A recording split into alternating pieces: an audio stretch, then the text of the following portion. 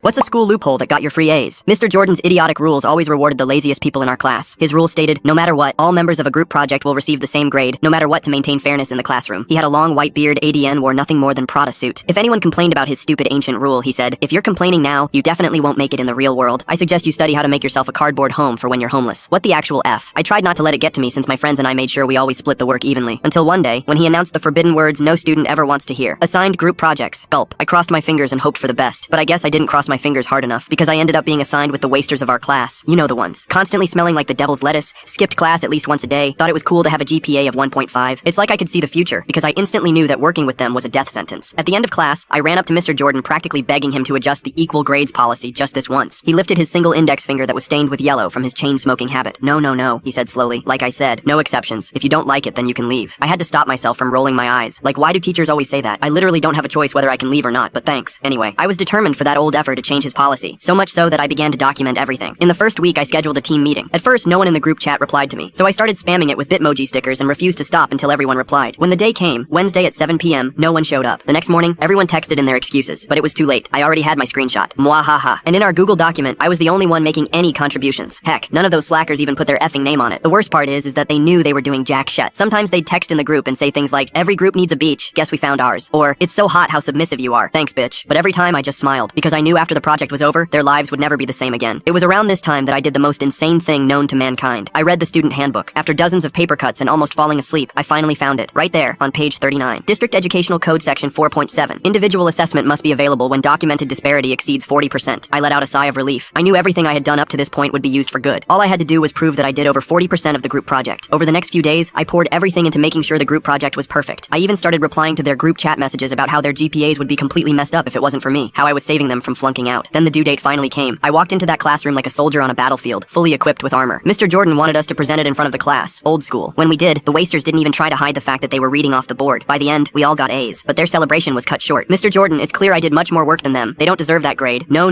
he interrupted. All group members in a project will receive the same grade no matter what. I smirked and put up another slideshow on the board, one no one was expecting to see. It started with the rule I had found. Mr. Jordan sat back in his chair like he was impressed. The color drained from the waster's face. I put up every screenshot from the group chat messages, the Google Doc file history, and even included selfies of me doing my group project alone. So I think I've made it clear that I did over 40% of the work. Mr. Jordan walked over to his desk and grabbed the manual from his drawer. He reread the section I had quoted before looking up. In 25 years as a teacher, I've never had a student actually read this thing, he cheered. You're the first student to prove me wrong. His face was beaming with pride, as if he was really impressed. He gave me an A+ and failed the rest of my group chat. I smiled. The slackers ended up flunking out because of how low their grades were. I thought I had won, but the next day when I came to school, I was cornered. Not by the slackers, by the police. They had found bags of blow in my locker. Full story on channel, link below.